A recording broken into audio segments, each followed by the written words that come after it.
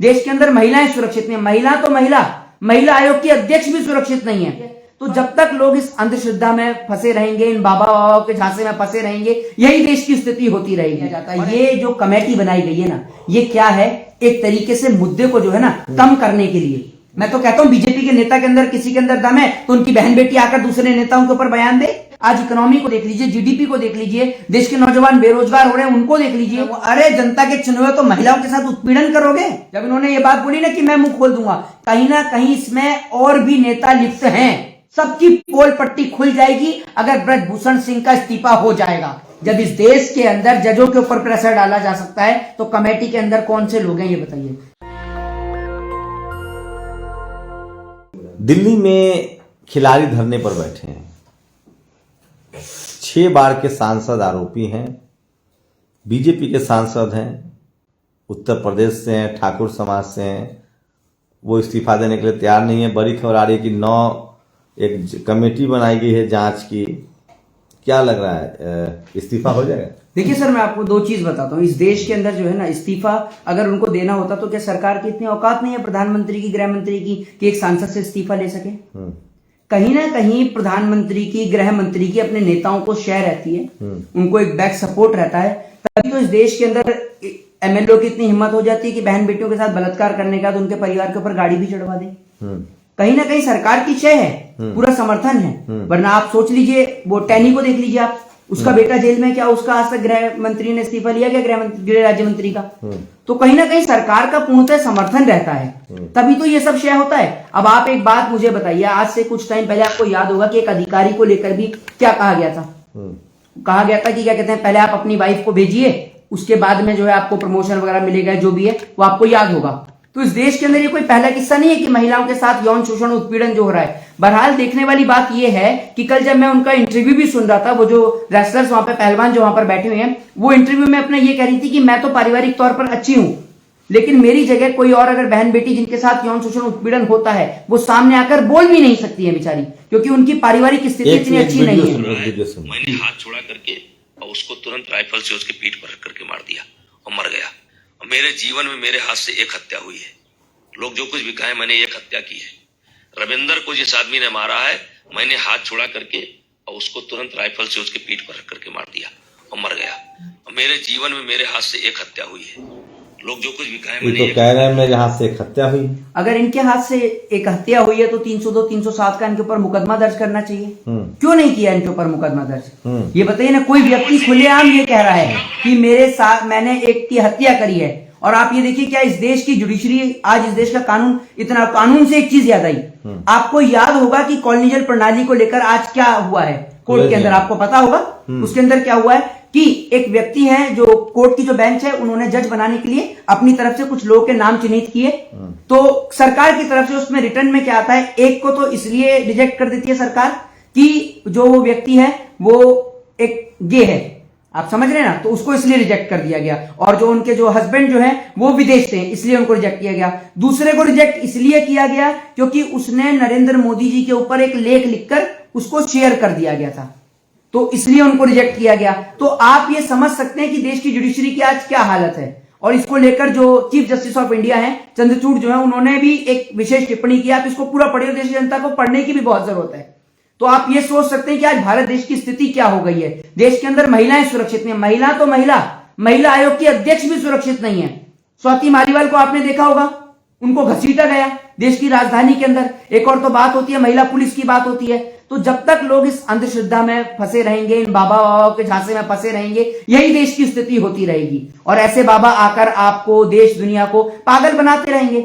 मैं तो एक बात कहता हूं, अभी जो इन बाबा का जो मुद्दा चल रहा है ना, इसको मैं पूर्णतः स्पष्ट करना चाहता हूं। इनके पास जाने के लिए आपकी सबसे पहले एक टिकट कटती है 3 महीने पहले।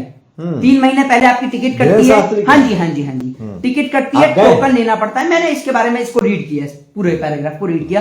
टिकट लेनी पड़ती है, टोकन कटता है। अब ये आप देखिएगा इनके वीडियोस में सब में चलता है, ये सबका नहीं बताते हैं, ये कुछ ही लोगों को चयनित किया जाता है। अब इसमें एक चीज ये भी हो सकती है कि 3 महीने में तो डिटेक्टिव के जरिए आपकी पूरी इंक्वायरी निकल सकती है कि आप कहां घूमने जाते हो, क्या खाते हो, क्या पीते हो, किसके साथ रहते हो, किसके साथ बैठते हो। अगर ऐसे ही बाबा बनना है तो फिर तो आप और हम भी बन सकते हैं। हम नहीं सुनेंगे उनके खिलाफ। बाबा ये सीधे रावण से भी और हनुमान जी से भी बात करते हैं। देखिए मैं आपको एक चीज बताता हूं, अगर हम लोग ईश्वर की भक्ति करते हैं ना, तो ईश्वर की भक्ति के बीच में हमें मिडिएटर नहीं चाहिए, ये दलाल नहीं चाहिए। हम ईश्वर की स्वयं भक्ति कर सकते हैं, हमें बीच में मिडिएटर की, दलाल की जरूरत क्या है। अब आप एक बात बताइए, आपको कोई चीज चाहिए अपने पिताजी से, तो क्या पहले लेटर आप अपने भाई को लिखेंगे, भाई आपकी बहन को देगा, बहन आपकी माताजी को देंगी, माताजी आपके पिताजी को देंगे, और पिताजी फिर तब जाके आपको सबके पास से चीज आके फिर आप तक पहुंचेगी। ऐसा होता है क्या आपके घर में? अगर आप लोग कहते हैं कि ईश्वर है तो ईश्वर, और भगवान श्री कृष्ण ने श्रीमद् भगवत गीता में भी लिखा है कि नर ही नारायण है, यानी इंसान ही भगवान है। एक 16-27 साल का, 20 साल का नौजवान अगर एक बाबा बन जाता है तो कहीं ना कहीं वो अपनी जिम्मेदारियों से हाथ हटा रहा है। आप एक बात सोचिए, एक माँ बाप ने एक बच्चे को पैदा करके उसको इतना बड़ा किया, अब उस बच्चे का भी तो फर्ज है कि इस देश के लिए, अपने माँ बाप के लिए कुछ उस फर्ज को अदा करे। वो बाबा बन के बैठ जाए, जनता को पागल बनाए कि मेरी इनसे बात होती है, उनसे बात होती है। अरे आपकी अगर इतनी बात होती है तो भारत देश की स्थिति बहुत खराब है। बताइए स्थिति कब बेहतर होगी? नौजवानों को रोजगार कब मिलेगा? महिलाओं के ऊपर बलात्कार कब तक होता रहेगा? इस देश के अंदर महिलाओं के साथ यौन उत्पीड़न, शोषण, और सबसे बड़ा मुद्दा जो पहलवानों का चल रहा है, तो बाबा जी से ही पूछ लो ना कि ब्रजभूषण सिंह ने किया है या नहीं किया है। बाबा से ही पूछ लो, उनके पास तो जेपी नड्डा जी भी पहुंचते हैं और भी बड़े बड़े नेता पहुंचते हैं, तो बाबा जी से ही फैसला करवा लो ना। कोर्ट की जरूरत क्या है, अस्पतालों की जरूरत क्या है? बॉर्डर पर काम आएंगे। मैं आपसे वही तो कह रहा हूं, जो जवान शहीद हो रहे हैं इनकी जगह पे बाबा को ही खड़ा कर दिया जाए। जब बाबा की सीधी बातचीत ही है तो बाबा भगवान से बात करेंगे। रवीश कुमार ने लिखा है कि जिस देश में महिलाओं को देवी माना जाता है, पुजारी कहाँ है जंतर मंतर पर? क्या लग रहा है, सरकार झुक जाएगी? देखिए मैं आपको एक चीज बताता हूं, सरकार झुक जाएगी। सरकार को अगर झुकना होता ना तो सरकार अब तक, आप ये सोच लीजिए, अब तक तो ब्रजभूषण का जो है वो इस्तीफा हो चुका होता और साथ ही साथ उसको अरेस्ट भी कर लिया जाता। ये जो कमेटी बनाई गई है ना, ये क्या है, एक तरीके से मुद्दे को जो है ना कम करने के लिए, उसको जो है हल्का करने के लिए कमेटी का गठन किया जाता है, बस, और कुछ नहीं। आज तक इतने सारे केस हुए, मैं आपसे पूछूं कि हाथरस की घटना में क्या हुआ, ये मुझे आप बताइए। उत्तराखंड के अंदर घटना में क्या हुआ, आप मुझे बताइए। सब में कमेटियां बनाई जाती हैं, कमेटी कोई नई बात नहीं है, कमेटी के लिए कोई बाहर विदेश से लोग नहीं आते हैं। तो आप कमेटी बना के कोई आसान नहीं कर रहे, क्योंकि कमेटी के जरिए आप अपने सांसद को बचाना चाहते हैं, सीधी सी बात है। दूसरी बात ये, इतना बड़ा खिलाड़ियों के ऊपर अत्याचार हो रहा है, पीटी उषा केरल के अंदर है, आप सोचिए ना, यहाँ खिलाड़ी धरना दे रहे हैं, किससे बात करेंगे? वो पीटी उषा केरल के अंदर है, केरल के अंदर मिलने के लिए जाएंगे खिलाड़ी? तो पीटी उषा के अंदर नहीं आता है ना, वो तो ओलंपिक एसोसिएशन की देखिए, तो खेल मंत्री के मैं क्या बोल रहा हूं आपसे, पूरे देश के आज यहाँ पर पहलवान इकट्ठे हैं जो गोल्ड लेके आए हुए हैं, सिल्वर लेके आए हुए हैं इस देश के लिए, और भारत देश के लिए इंटरनेशनल तक खेले हुए हैं। कुछ समय बाद भारत देश के अंदर G20 सम्मेलन होने वाला है। क्या इमेज बना रहे हैं भारत देश की, ये सोचने वाली बात है। लेकिन उनके समर्थकों का कहना है कि ये सब कुछ जानबूझ के किया जा रहा है। कौन कह रहा है जानबूझ के किया जा रहा है? नहीं, वो तो ब्रजभूषण सिंह ने भी बोला है कि क्या कहते हैं, ये जो मेरे ऊपर जो कराया जा रहा है ये कांग्रेस के नेता के द्वारा कराया जा रहा है। अरे अगर आप एक बात मुझे बताइए, कोई बहन बेटी अपनी इज्जत और आबरू के ऐसे बोल देगी?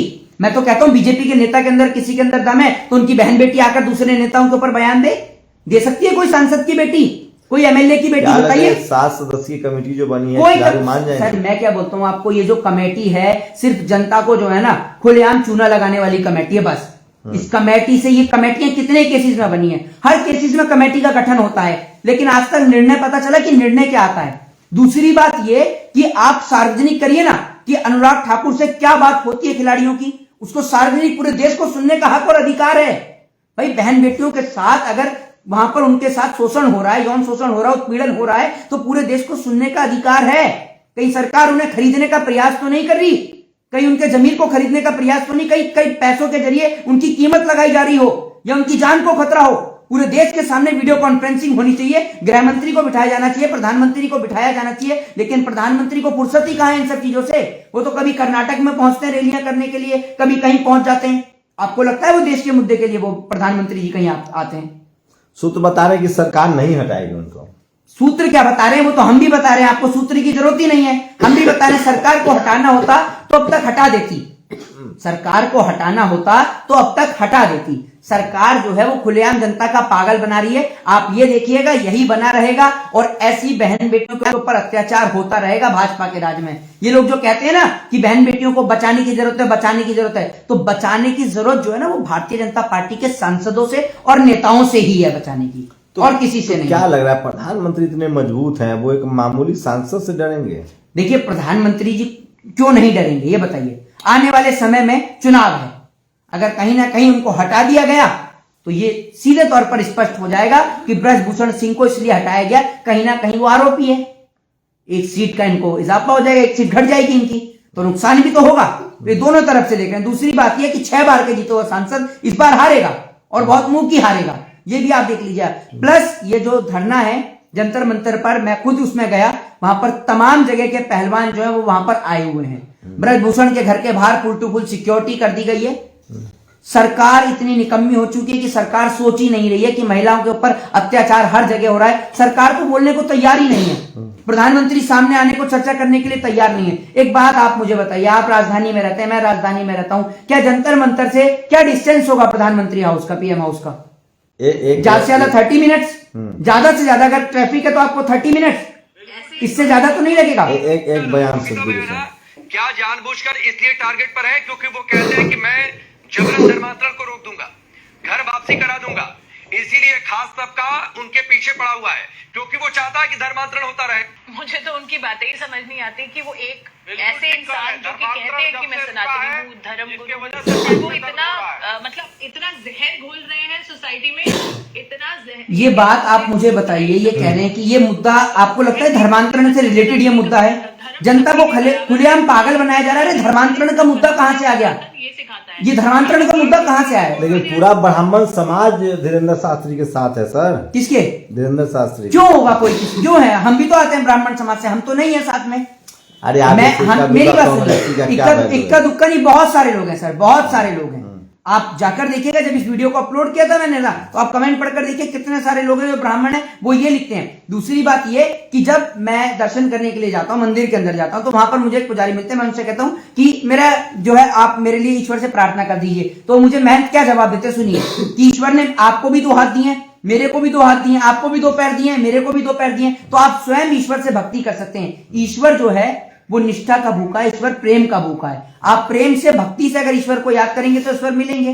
दूसरी बात ये कि अगर आप श्रीमद् भगवत गीता का पाठ करते हैं, रामचरितमानस का पाठ करते हैं, तो आपसे कोई सवाल नहीं खड़ा करता, क्योंकि भगवत गीता का पाठ होता है, रामचरितमानस का पाठ होता है, लोग सुनने के लिए आते हैं। अब आप उसके अंदर लोगों का भविष्य बताने लग जाओ। अगर आपके पास इतना ही ज्ञान है तो देश का भविष्य बताओ ना। आज भारत देश की स्थिति क्या है? भारत देश किस स्थिति में पहुंच चुका है? भारत देश के आज इकोनॉमी को देख लीजिए, जीडीपी को देख लीजिए, देश के नौजवान बेरोजगार हो रहे हैं उनको देख लीजिए। एक बार उनकी ओर तो ध्यान केंद्रित करिए जनाब, क्या इस देश की स्थिति है। एक व्यक्ति बोलते हैं जिन्होंने पढ़ाई के लिए, आप ये सोचे, जब आप बाबा साहब भीमराव अंबेडकर को पढ़ते हैं ना, तो अंबेडकर जी के बारे में जब आप पढ़ेंगे तो आपको पता चलेगा कि जब वो स्कूल जाया करते थे तो उनके पास एक ही जोड़ी कपड़े हुआ करते थे। एक किस्सा मेरे को याद है उनका और उनके भाई का। उनके एक भाई थे आनंद, जिनका नाम था। तो जब भीमराव अंबेडकर और उनके भाई आनंद जो हैं वो अपने पिताजी से मिलने के लिए जा रहे होते हैं, तो उन्होंने अपने पिताजी को चिट्ठी लिख दी होती है। तो पिताजी से जब मिलने के लिए जाते हैं तो ट्रेन से उतरते हैं, तो ट्रेन से उतरने के बाद स्टेशन पे देखते हैं कि पिताजी आए नहीं है। जब पिताजी नहीं आते तो वो समझ जाते हैं कि पिताजी तक चिट्ठी नहीं पहुंची है, तो पिताजी से मिलने के लिए डायरेक्ट जहां वो वर्क किया करते थे वहां पहुंचते हैं। तो जब वो पहुंचने के लिए बैलगाड़ी का इस्तेमाल करते हैं, तो बैलगाड़ी चलाने वाला जो होता है वो स्वर्ण समाज का होता है। जब वो बैलगाड़ी पर बैठते हैं तो कुछ दूर चलने पर उस व्यक्ति को पता चल जाता है कि ये जो है बहुजन समाज से आते हैं। तो वो क्या करता है कि उनके दोनों भाइयों को उतार देता है नीचे।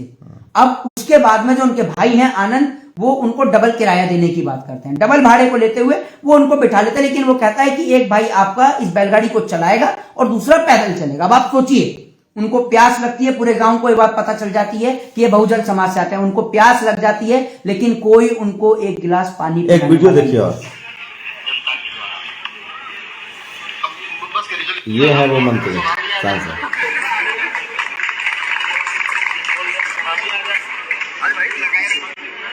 किसी की दया पर नहीं यहाँ पर बैठा हूँ, मैं चुना हुआ अध्यक्ष हूँ जनता के द्वारा।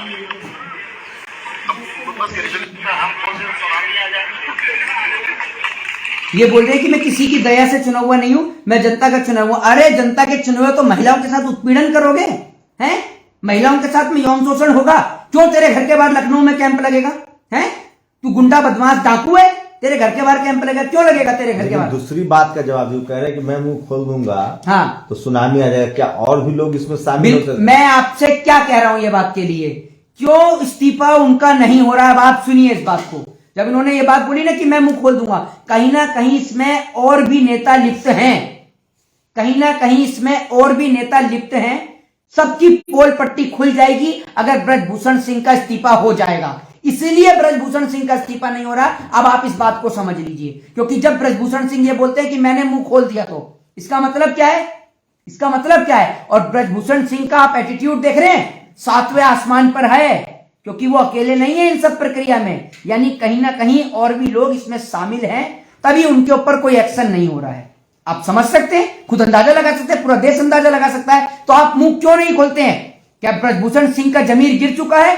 उनको मुंह खोलना चाहिए। और हालांकि ये बोलने वालों के ऊपर कार्रवाई भी करवा सकते हैं ये, क्योंकि इनकी सरकार है, मरवा भी सकते हैं। अगर 1-2 पहलवान होते ना जो धरना दे रहे होते, तो अब तक तो उनको पता भी नहीं चलता कि वो पहलवान कहां गायब हो गए। वो तो आज पूरे देश और प्रदेश से इनको समर्थन मिल रहा है, जिस कारण अभी मैं आपको बता दूं, ये जो पहलवान बैठे हुए थे ना, ये एक रैंडमली क्लिक है, ये आप समझ लीजिए। वो धरना देने के लिए बैठे हुए थे जंतर मंतर पर, बहुत पत्रकार वहां पर आए हुए थे, तो उनको लगा कि इनकी कुछ और मांग होंगी या कोई और मांग के लिए बैठे होंगे, तो टेलीविजन वाले ये करके शूट करने के लिए पहुंच गए और लाइव चला दिया कुछ टेलीविजन चैनल ने।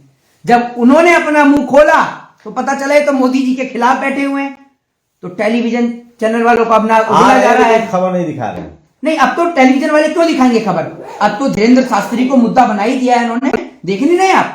वो मुद्दा बना दिया है। अब उसके बाद में क्या करेंगे? धीरे धीरे चुनाव आ ही रहा है, अभी पाकिस्तान से खतरा धीरे धीरे आ ही रहा है, हिंदू मुस्लिम में कन्वर्ट कर दिया जाएगा। जैसे बेचारे किसान बैठे रहे धरना देकर, ये पहलवानों को बिठाए रखेंगे, कोई इस्तीफा नहीं होगा। शंभू भाई, मैं आज आपको लाइव बोल रहा हूं आपके चैनल के माध्यम से कि कोई इस्तीफा लेने की हिम्मत नहीं है, क्योंकि जब वो सांसद ये बोल रहा है कि क्या कहते हैं, अगर मैंने मुंह खोल दिया, यानी कहीं ना कहीं और भी लोग इसमें सम्मिलित हैं, शामिल हैं, तो कई लोग जाएंगे इसमें अगर फंस के, तो इसलिए वो मुंह खोलना नहीं चाहते हैं। तो सोचिए, WFI फेडरेशन के अध्यक्ष ने कहा है कि अगर उन्होंने मुंह खोल दिया तो सुनामी आ जाएगी। क्या मतलब निकाला जाए इसका? क्या इस खेल में, गंदे खेल में और भी लोग शामिल हैं? वो किसको धमका रहे हैं? किसके मुंह खोलने की बात कर रहे हैं? कौन है वो लोग? क्या इसकी जांच नहीं होनी चाहिए? 7 सदस्यीय एक पैनल बना है, लेकिन सूत्रों की माने तो अध्यक्ष पद का इस्तीफा नहीं लिया जाएगा। देखते हैं खिलाड़ियों का क्या रुख होता है। शुक्रिया मोहित, हमारे साथ। मैं अंत में एक चीज बोलना जरूर चाहूंगा कि जो 7 सदस्यों की जो कमेटी बनाई गई है, अभी 1 से 2 दिन में ये हो सकता है या फिर आज रात तक ये हो सकता है कि खिलाड़ियों को आश्वासन दिया जाएगा, लेकिन ये आश्वासन झूठा होगा। खिलाड़ियों को आश्वासन दिया जाएगा, उनको कहा जाएगा कि आप जो है अपने घर जाइए, हमने एक उचित कमेटी बनाई है, उसमें जो भी निर्णय निकल कर आएगा, अगर उसमें ब्रजभूषण सिंह आरोपी साबित होते हैं तो हम उनके खिलाफ एक उचित कार्रवाई करेंगे, लेकिन तब तक के लिए आप अपने धरने प्रदर्शन को खत्म करिए। ये हो सकता है कि खिलाड़ियों को यह आश्वासन दिया जाए, एक झूठा आश्वासन दिया जाए धरने को खत्म करने के लिए। उसके बाद कमेटी बनी रहेगी, कोई जांच सामने आएगी नहीं, क्योंकि कमेटी में कोई बाहर विदेश से तो लोग आ नहीं रहे हैं जांच करने के लिए, हैं तो यहीं के लोग। जब इस देश के अंदर जजों के ऊपर प्रेशर डाला जा सकता है, तो कमेटी के अंदर कौन से लोग हैं ये बताइए? कमेटी के अंदर क्या विपक्ष वाले लोग हैं? ये बताइए आप मुझे, कमेटी के लोग हैं कहां से? सच्चाई आपको लगता है सामने निकल कर आएगी? शुक्रिया मोहित। तो मैं फिर कह रहा हूं, ये वो तमाम मुद्दे हैं जिस पर इस देश का टीवी अखबार चर्चा नहीं करता, इसलिए सोशल मीडिया ही बहुजन मीडिया है। तबीयत खराब होने की वजह से हो सकता है मेरे प्रेजेंटेशन में आपको थोड़ी तकलीफें आई होंगी, लेकिन शरीर की भी एक सीमा होती है, मैं उसके लिए माफी चाहता हूँ। शुक्रिया मोहित, हमारे साथ रहने के लिए। नेशनल दस्तक की आपसे गुजारिश है कि अगर इसको बचाना चाहते हैं तो नेशनल दस्तक को सब्सक्राइब करने के लिए रेड कलर के सब्सक्राइब बटन को दबाएं, फिर बेल आइकन की घंटी दबाएं।